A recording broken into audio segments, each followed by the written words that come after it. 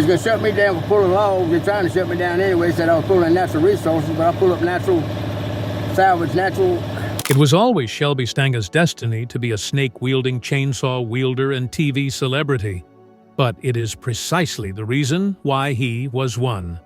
Shelby wasn't simply a guest on Axe Men. He was the show stealer thanks to his wild hair, thunderous voice, and a swamp language that no one could fully comprehend. However, he disappeared as fast as he rose to fame.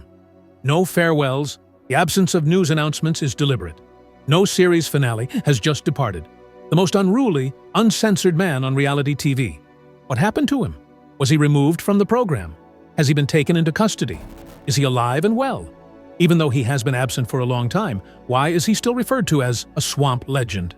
Let's investigate the unexpected rise to notoriety of Shelby Stanga.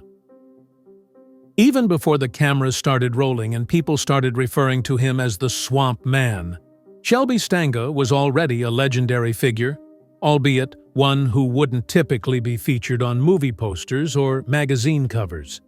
He spent his childhood in the Louisiana marshes, a place where most people would rather not set foot. Shelby, who was born around 1960, spent her childhood in Ponchatoula, a little hamlet nestled in the cypress-covered forests of the South. There, snakes outnumbered neighbors, and frogs croaked louder than any radio. What is electrical power? It was an opulent treat. Is there water that is constantly flowing? Not according to Shelby. Cell phones were completely unheard of at the time. Also, his family's modest wooden shack, nestled behind moss-covered woods, lacked even a television. That seems like a terrible existence to the majority of people. It was Shelby's house, though. Freedom was even more important. Unlike other youngsters, Shelby didn't attend school, not due to financial constraints, but because his mother, who was as harsh and venomous as a snake's fangs, thought that going to school would be more detrimental than beneficial. In her mind, everyone and everything outside was full of deceit and kind souls. She wished she could have a son who could actually make it through life, not one who sat at desks all day. As a result, she put her own spin on homeschooling Shelby. Imagine a world without classrooms, teachers, and students. Sure, she educated him in the ways of reading and writing, but what really mattered was her instruction on how to survive in the wilderness. Listening to the woods, finding clean water, tracking animals, and defending oneself from anything slithery or snarly were all skills he honed. Shelby had mastered the art of navigating a flat-bottomed boat effortlessly over miles of bayou by the age of 8.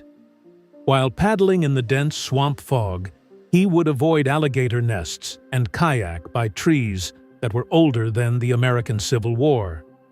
He began using a handsaw at 10 o'clock to chop logs, large, massive sinker cypress logs, some of which weighed hundreds of kilos and had been submerged in black swamp muck for decades. These were responsibilities more fit for adults, not children. Shelby wasn't only participating, he was flourishing. At the age of 13, he was already contributing financially to his family. He made a living by removing old wood from the marsh. As if they were treasure, he would plunge into snake-infested water, feel around for logs in the darkness, and retrieve them. The wood alone was worth hundreds of dollars. It wasn't about the money for Shelby, though. It centered on the pursuit. It was an exciting journey. Because of that, he was molded. Additionally, Shelby's speech was unlike everyone else's. A Ponchatoula twang, Cajun rhythm, and his own invented phrases that no one else could decipher made up his thick, raspy voice. You would only understand every third word if you weren't born and raised in those forests. However, Shelby had no intention of being misunderstood. Simply put, he was being Shelby. Interestingly, that just served to heighten curiosity in trying to comprehend him. He became an actual folk hero in certain regions. You may have heard tales if you were in the Ponchatoula area for any length of time. After a logger became trapped beneath a tree in a storm, Shelby supposedly came to his rescue. One more recounted an incident in which, armed only with ropes and his determination, he rescued a big cypress tree from a swamp. Nobody had pictures. Nobody had evidence. The tales, however, were also believed by everybody. Reason being, when it came to Shelby, it was difficult to tell fact from fiction. The three items he never parted with were a chainsaw, a large blade, and an enigmatic bag draped over his shoulder. What did it contain? It was never truly understood. No extra tools, light refreshments, magical talismans? Just asking that question added to his mystery. Attention was never his thing. He lacked the means to access social media, read the morning news, or respond to emails. How does he see starting the day? Getting the chainsaw ready for morning and letting the sound reverberate across the forest. Hot beverage? He likely just boiled some water from the river and went about his day. The slush, perspiration, and roaring wind were little more than roadblocks for Shelby. They brought solace. Man's sanctuary was his forest. No criticism. Maybe it was because he didn't feel the need to be normal that he was so popular. Shelby stood for something substantial. Raw, scarcely remaining. He took a great pride in being one of the few genuine self-made men. Off the grid, off the radar. Some people could have thought he was insane. Meanwhile, others saw him for who he truly was. A man you'd want by your side in the event of a global catastrophe. The one who, in the event of a blackout or vanishing road system, would remain composed. That unique wild soul, though? Producers of reality television shows were captivated by that very thing. They wanted to meet an authentic, crazy person. As for Shelby, who? Among them all, he was the most genuine. They believed they'd seen it all in the American wilderness when the Axemen producers were searching for new storylines involving strong characters, risky job, and untamed terrain. However, their encounter with Shelby Stanga was unanticipated. They discovered him in the middle of the marshes in Louisiana, not far from Ponchatoula, like he had done since he was a youngster, slicing down old cypress trees. Missing crew members, missing GPS coverage. There is no script, a chainsaw, a shaky boat, and a laugh that resounded through the moss-covered trees like a cartoon villain gone completely bonkers, in the greatest possible way, were all that were there. And here's the rub. They were unable to guide him. Shelby was uncooperative. He might have gotten by without a production schedule or script. He lived for the spotlight. It seemed like you couldn't put a face to anything happening around him. No second chances were given. Apologies if the camera failed to capture it. Shelby had likely already departed, maybe battling with a snake or chasing off a raccoon. Axemen was about to enter its third season in 2009. Danger and drama abound on the show, which tracked logging teams throughout the United States, but it was beginning to seem too familiar. This prompted the producers to broaden their search. They were looking for an erratic individual, someone actual. Shelby then came on. He was not a crew member. He labored alone, retrieving long-lost sinker logs from submerged swamps that were more than a century old. Thousands of dollars worth of submerged artifacts from the 1800s logging era. These logs weren't your average lumber. Shelby, though, was unconcerned about financial gain. What he enjoyed most was the pursuit. What lurked beyond the murky surface of the water was a mystery. Viewers weren't sure what to think of Shelby at first glance. Unlike his other loggers, he didn't arrive there in a truck and a hard hat. Shelby waded into the swamp like it was his own personal playground, barefoot in a leaking boat, making jokes and slapping bugs.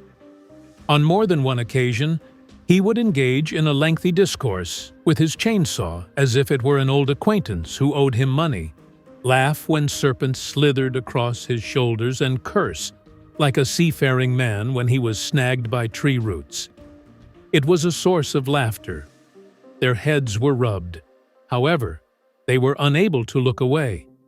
Shelby was eccentric, in a positive way, the sort that makes you lean in, not back away. Surprisingly, he could maintain his authentic self-expression even during filming. Filters not used. Honesty only. Just Shelby, carrying on with his life as usual. Wild, honest, unabashedly marshy. Plus, Shelby added character to the show, which was lacking from the other loggers, who were all macho men with explosive tempers and heavy gear. Logs and danger weren't his only concerns. His essence was one of mystery, passion, and laughter. He was like a live-action cartoon, others remarked. He was both a magician in the woods and a comic from the back alley. A guy who lived according to his own rules, with a level of independence that most others could only dream of. That was what others saw. But his message was misunderstood. Criticism increased in tandem with his rising star power. Did reality TV make Shelby into a punchline, or was he only a comical side character? As Shelby became entangled in the web of celebrity, ridicule, and the harsh reality of attempting to live freely in a society that isn't always fair, the answer to that question would quickly become clear. Shelby Stanga did more than feature on Axemen. He was the showrunner. Not because he made an effort either. He failed to do it, and that was the reason. Viewers received something they were unaware they required from him. In order to retrieve a submerged wood that had been lying in the bayou for 100 years, he once had to do a belly flop. "It bit my damn shoe," he said the next time he encountered an alligator. Shelby didn't filter anything, whether he was chasing animals or babbling to a log like an old buddy. That was the enchantment and the enigma. Next, the internet emerged. Stories of Shelby's most outrageous antics went viral on social media. These included the time he attempted to crank his chainsaw, failed miserably, and then laughed uncontrollably like a cartoon villain. The time he shimmied up a tree faster than most people could climb a ladder, all because he saw a snake. And the time he spent almost an hour covered in mud, muttering to himself, and treating a log as if it were giving him the silent treatment. "Shoot it if it moves," style quotations appear out of nowhere. From memes to t-shirts, the phrase "shoot it twice" was everywhere. Shelby rose to stardom from the role of supporting actress. Viewers couldn't wait for each new episode to see the logging adventure and find out what Shelby had to say. By 2013, Satires, the History Channel had its prize, a mud-covered ratings magnet that could speak its way to the top. Shelby Stanga was the main attraction on Axemen and a star in his own right. In a bold move, they created a spin-off series dedicated to him, The Legend of Shelby the Swamp Man. Subsequently, the emphasis changed. Logging down from the riverbank was now a thing of the past. We can attest to the fact that Shelby's daily life was utterly chaotic, now that viewers have complete access to it. One instance included him deciding he needed to cross a river without a bridge. He proceeded to balance himself on a pair of weathered boards, bound them with tattered rope, and pose as though he were preparing for a circus performance. On a separate occasion, he was hell-bent on constructing a green outhouse deep in the forest. His supplies? A rusted vehicle door, some bamboo, and an abundance of optimism. The entire structure gave down in less than 5 minutes. "Well, it was a good idea at the time," Shelby remarked while standing there, laughing. The uniqueness of the show lay in that. Shelby was completely unstaged. Above all, he was genuine. He was also unruly, humorous, and unexpected. In 1 week, he would be using a cage and a bag of marshmallows to capture wild pigs. One minute, he would be praying and using duct tape to save his houseboat from certain doom. There were other peaceful times, like when he'd sit in the swamp by himself and think about his mother or the days when people respected the woods. The drama wasn't contrived. His drama, it was. And Shelby's complete lack of polish was like a cool breeze in a swamp filled with reality stars who are excessively contrite. People continued watching because of that. He made no effort to seem impressive. Concerning his appearance on camera, he made no effort. He was unconcerned with the plausibility of his statements. In fact, he enjoyed it when they were illogical. Shelby had no interest in gaining popularity. A mere existence he was. What about that genuineness? Because of such, admirers became devoted followers.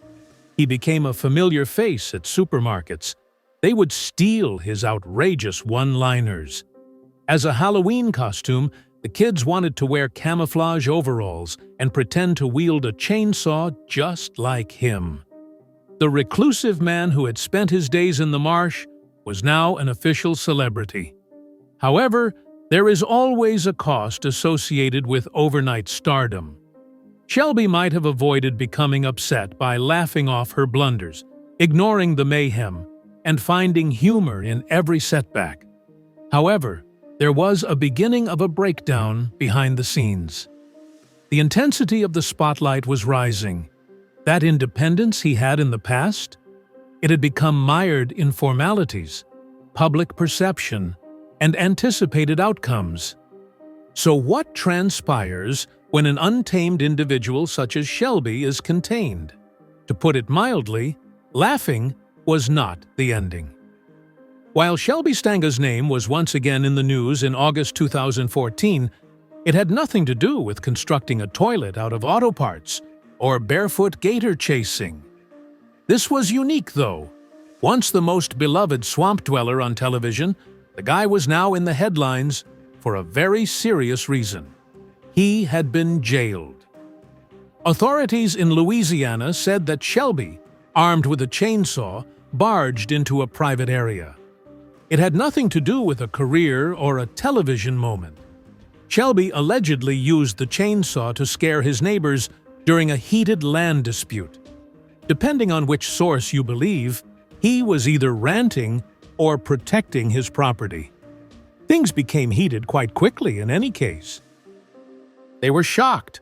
How is it that the same person in the mugshot is the same one who joked about constructing bamboo toilets and duct taping his vehicle together? Cracks have been appearing for some time, though, as one can see upon closer inspection. Shelby wasn't always the carefree, untamed individual they saw on film. Reports surfaced from many ex-X-Men crew members that Shelby was difficult to work with, had a short fuse, and hated orders. Someone even said he would bolt mid-scene if someone gave him the wrong look. The crew member mentioned that he disliked being observed. Even the tiniest things would set him off. Shelby wasn't intending to be impolite. He was simply never one to bask in the limelight. The trees and the weather were his sole guides for the most of his existence. Then, out of nowhere, he found himself surrounded by producers, contracts, lighting tables, and cameras. As for Shelby, who? Everything about it made him angry. The system lacked his faith. Being edited was something he disliked. He became increasingly paranoid as his celebrity increased. Rumor has it that he felt that the world was laughing at him rather than with him, as if he were a cartoon character. Behind the scenes, rumblings were heard. According to rumors, Shelby wanted greater creative autonomy from the network and a higher salary before he would extend his contract. According to some sources, Shelby felt used. He felt the History Channel had stolen his eccentricities and life experiences and utilized them for entertainment purposes without treating him with the dignity he believed he deserved. Perhaps that was the tipping moment. Something may have changed in the most recent episodes of Shelby the Swamp Man, the legend. The amount of laughter he lets out has diminished slightly. things are becoming worse for him. He frequently mentions being alone. What about his distinctive aura? It's just not present anymore. The gradual vanishing of Shelby Stanga, the untamed and endearing swamp man, became apparent as the chainsaw event slipped from the news. Not only from the media, but from the general population as well. It had an intimate quality for die-hard devotees. His eyes were the first to attract attention. The legend of Shelby the Swamp Man's luster faded in subsequent episodes. Underneath all of his antics, which included creating a shower, using a yard hose and a bucket, there was a profound sadness. A shift had occurred. After living for 50 years in the Louisiana woods, away from civilization and the hustle and bustle, Shelby suddenly had to cope with something he hadn't asked for. Continual scrutiny, posts on social media, attempts at selfies at petrol stations, and people yelling his name in supermarkets. For some famous people, it's par for the course. To the man, nevertheless, who said a raccoon was his closest companion. My God, that was the worst. In 2015, there was a moment that really resonated with viewers. Shelby attempted to get a Coke at a little petrol station in a hazy YouTube video. A supporter who wanted a photo with him approached him holding a phone. No one yelled at Shelby. No, he remained calm. His statement was, "I'm just trying to buy a soda." He appeared exhausted, and that was all. Those 6 words, though, seemed to convey everything. Not because he was furious, but because he no longer wanted to play. He was obviously exhausted from the demands of stardom. It ate away at him. The media attention, the need to be hilarious all the time, and the silent burden of being Swamp Man at all times. Axemen did not have a dramatic finale, not a farewell episode. He appeared one season and then disappeared the following. Nothing to report, just because. Complete quiet. Shelby the Swamp Man, the legend, had the same outcome.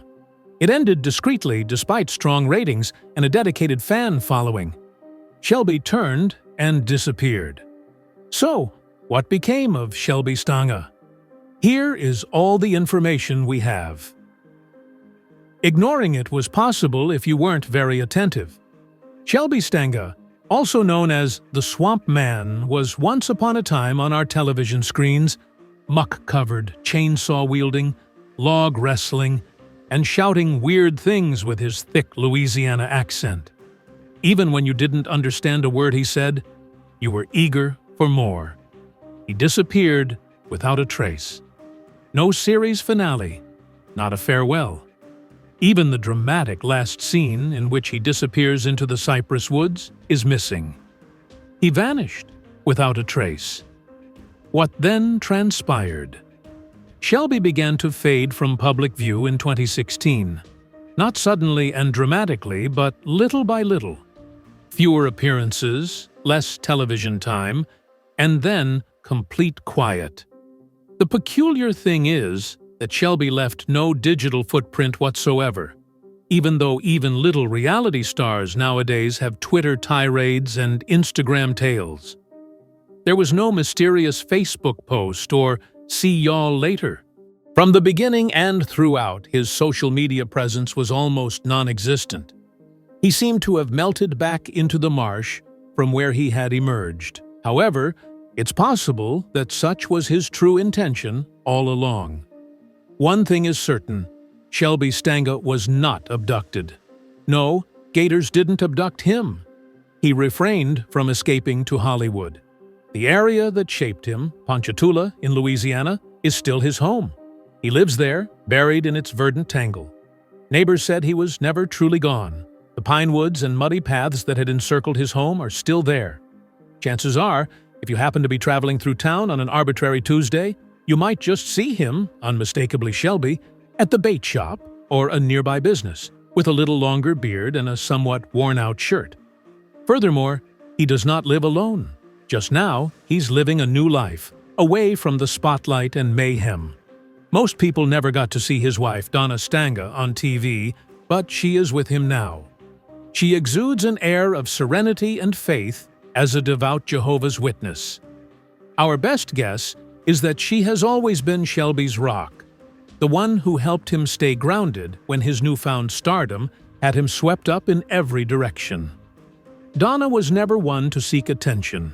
She was content without it, but she was very concerned for Shelby and watched out for him so he wouldn't become a lost soul in the glare of fame. Perhaps it was just for this reason that he was able to withdraw. Fans occasionally spot him at convenience stores, gas stations, or while he's on the water. Some grainy phone footage shows Shelby mending engines, hauling gear, and joking with people in that mumbly voice he had before TV discovered him. In 2022, there was a very noteworthy video. A supporter sees him by a gas station and asks, with a hint of humor, "Hey, are you gone?" "I'm not missing," Shelby smiles and says after a brief pause. "It was as easy as returning to my rightful place." However, strong. Plus, it's the most Shelby-centric response imaginable. Public relations content is lacking. There is no fussy justification. No flashy persona here, just a guy who found his own voice. His absence, what caused it, acclaim, was always the end goal. Shelby had no intention of becoming a reality star, and that is something to keep in mind. He was a swamp legend long before the History Channel ever set foot in those waters. In his teenage years, he began cutting down cypress trees, not with fancy gear or a large crew, but with nothing more than a chainsaw, some determination, and an instinct. His work and life were so demanding that he would occasionally disappear into the bayou for days at a time. Along with building things from scratch, he hunted snakes and evaded gators. Before producers thought he'd make good TV, the man was already living the high life. They didn't have to give Shelby a personality when they found him. He already had one. Playing a role was not necessary. What you saw on screen was simply Shelby being himself, rambling about swamp ghosts and unearthing strange artifacts. He could mumble his way through an entire conversation, and they would still roll. It also remained in if he pursued a raccoon while the shot was being taken. He must have struck a chord with his audience because of that. He lacked polish. His intention was not to garner admiration. Truly, he was. However, continual scrutiny can wear down even the most genuine individuals. Shelby had no desire for fame, but when it came, it was heavy. It was the fans' desire to see photos. Chats were sought after by total strangers, and it seemed like everywhere he went, someone was pulling out a camera. Living that way is draining, particularly for someone who spent half a century in the woods avoiding rather than performing for human beings. The cost became more apparent as time went on. The viewers picked up on the change. The glint in his eye diminished. He was less likely to smile. The untamed vigor that had made him so formidable began to fade. Friends and former crew members have whispered about how Shelby's anxiety and stress levels spiked when the fame came too quickly, though there is no official record of this. Plus, Shelby, as far as anyone knows, would prefer to avoid discussing such matters. On camera, he displayed a lack of vulnerability in favor of action, comedy, and an abundance of chainsawing. It is understandable that he opted for quiet rather than spectacle when things became too much to handle. No formal announcement was made. Nothing dramatic, just a subtle fading out. There was no fanfare for the finale of even his spin-off, The Legend of Shelby the Swamp Man. Good marks were given. Viewers loved it. But Shelby didn't want to keep going. Maybe he'd said all he wanted to say. Maybe he never wanted to say anything in the first place. Now, years later, he's still living the same life. still working with his hands, still wandering the woods, still going home to Donna at night. No endorsements. Discounts on brands are not available. There are no podcasts or YouTube channels. And isn't that kind of beautiful? In a time when every other person on TV is scrambling to stay relevant, Shelby walked off stage and let the curtain close. No fanfare, no fuss, just peace. Even today, Shelby's old clips keep popping up on YouTube. Fans leave comments like, "The realest to ever do it," and "This guy was the heart of the show." Some even say, "I'd watch a whole series of Shelby just fixing boats and telling ghost stories." And honestly, same. Because Shelby Stanga wasn't just a TV character, he was a reminder that authenticity still matters. That being wild, weird, and yourself is sometimes all it takes to leave a lasting mark. He never asked for attention, but he earned admiration. And even if he never steps in front of a camera again, the stories, the legend, they're not going anywhere. That's the question fans keep asking. Is there a chance Shelby might return? Could he do one more special? Where is he now segment? Would he ever invite us back into his world, even for a moment? It's hard to say. With Shelby, you never really know what he's going to do. And that mystery, that's part of what made him so unforgettable. So here's the real question for you. If Shelby Stanga ever came back to TV, would you watch? Because even if he never does, he already gave us something better than a finale. He gave us the real thing. And that's rare. Let us know in the comments. And don't forget, sometimes the wildest stories are the ones that never needed telling in the first place. Thanks for watching, fam. Give us a thumbs up and subscribe to our channel if you loved this video. Look at the following video that appears on your screen for a more exciting narrative. It's unbelievable.